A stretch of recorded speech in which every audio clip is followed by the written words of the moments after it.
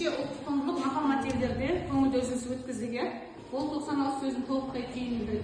Енді біздің қазақ тілінде тағы құндылығымыз тұрақты тіркестер бар. Тұрақты тіркес бірнеше сөзден тіркесіп, бір ғана мағынаны береді. Енді біздің көңілді үзілісіміз, міне қараңыздар.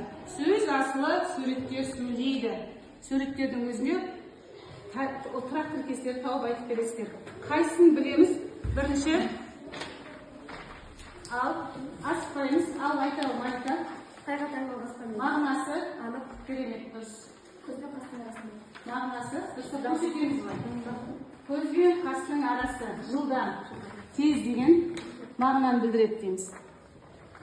Бектас асығым алшасына түсті. мағынасы жолың болсын дейді. Дұрыс, жолы болды. Айта ғой. Мағынасы Керемет, дұрыс. Тағы кім? Наушы? тіл тас жарады, тас жармаса бас жарады. Тіл туралы емес қой. Мынаны кім біледі? Төбесіне әңгір таяқ ойнатты. Мағынасы қорқытты, ұрды, әлімжеттік жасады.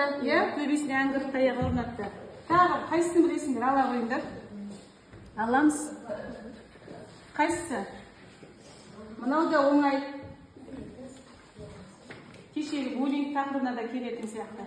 Бүйректен сирақ шығарды. Мағынасы бөлік шығарып отыру, ұрыс шығарып отыратындар. Кешегі біздің тәрбие сағатымыз буллингтегідей.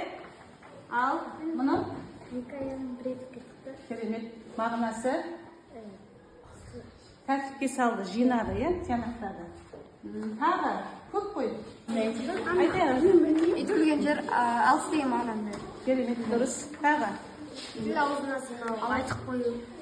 Дұрыс, керемет. Тығырзаны қайнады, ашылу. Дұрыс. Зығырданы қайнау, ашуланы дауыстарын шығарып айтамыз, Мағынасы қызғанды, іші кейді от болып жанды деп айтамыз, алақанын жайды сұрап. Дұрыс. Алақанын жайды сұрап. Тонның шығалағандай бауыр деген. Керемет, дұрыс. Айта ғой. Мағынасы қорқу. Керемет, дұрыс. Тағы, кімде бар? Тересіне ширақ ату. Үйту. Мағынасы бөлік шығару. Тіл аузына сыңғат айтып қой. Мағынасы айтып қоя беру ғой. Тағы бар ма? Керемет, рахмет. Қатысқандарыңызға көп рахмет.